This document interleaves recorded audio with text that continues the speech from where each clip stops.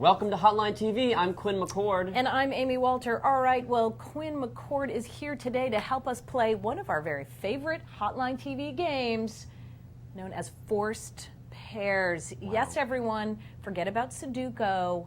This is the new rage. It's going to take over Washington. Yes. All right.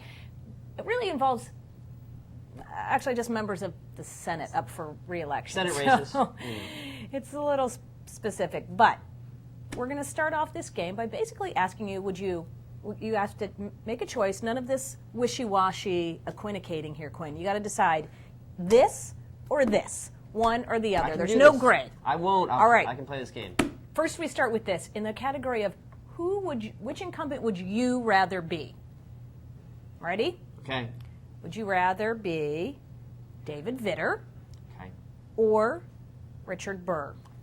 You know, if I had to choose, I'd rather be David Vitter. Interesting, because of your fondness for ladies of the evening? Besides that, Yeah. that's one reason. But also, you know, I know we have Burr as more, or we have Vitter as more vulnerable in our rankings, but, you know, I keep coming back to the fact that, one, where's the Democratic bench in Louisiana? I agree. You know, they have some people in North Carolina. Bill Jefferson.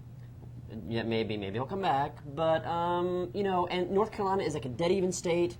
Louisiana has been trending Republican, you know, so I'd rather be Vitter than Burr, but they're both sort of in that sort of maybe vulnerable, maybe not. Well, the thing about Vitter, I totally agree with you. When you look at Vitter's numbers, they look a heck of a lot better than a lot of people running for re-election this year. I mean, he's still under 50, but his favorables are pretty high given all of the bad press about him.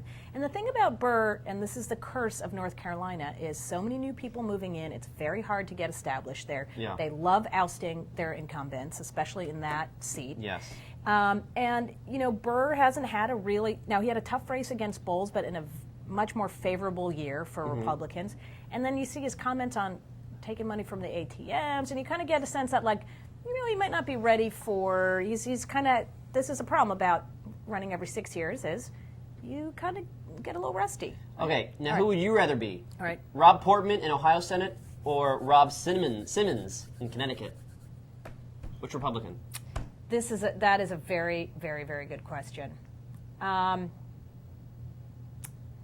my gosh, this one is tough. I'm going to say, all right, I'm going to say I think Rob Simmons that I'd rather be. And here's why. Here's why. I just think when all is said and done, and this is going to step on our other question, but that Chris Dodd, there's no concern that he loses a primary. Now, maybe he doesn't run again, but I don't get the sense that he's the kind of guy that's going to drop out of this race. And it seems that at every turn, Chris Dodd keeps running into big problems. And this has nothing to do with Obama. This has nothing to do with the state. This has everything to do with him. And when the election's a referendum on you, and that is a real problem when there's a lot of bad stuff out there for your opponent to say about you. It's true. You know, Dodd is very vulnerable. I mean, I guess I would focus on the fact that, you know, Portman has a cash advantage over the Democrats. They have a divisive primary. At the end of the day, you know, Ohio is, you know, more in the middle compared to Connecticut, which is blue.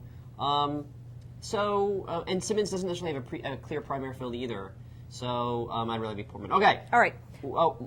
Who's the more likely to win, Chris Dodd or Arlen Specter? I have to say Chris Dodd. I can't believe after I just made that whole comment. But I just don't know how Arlen Specter makes it through a primary. I really don't.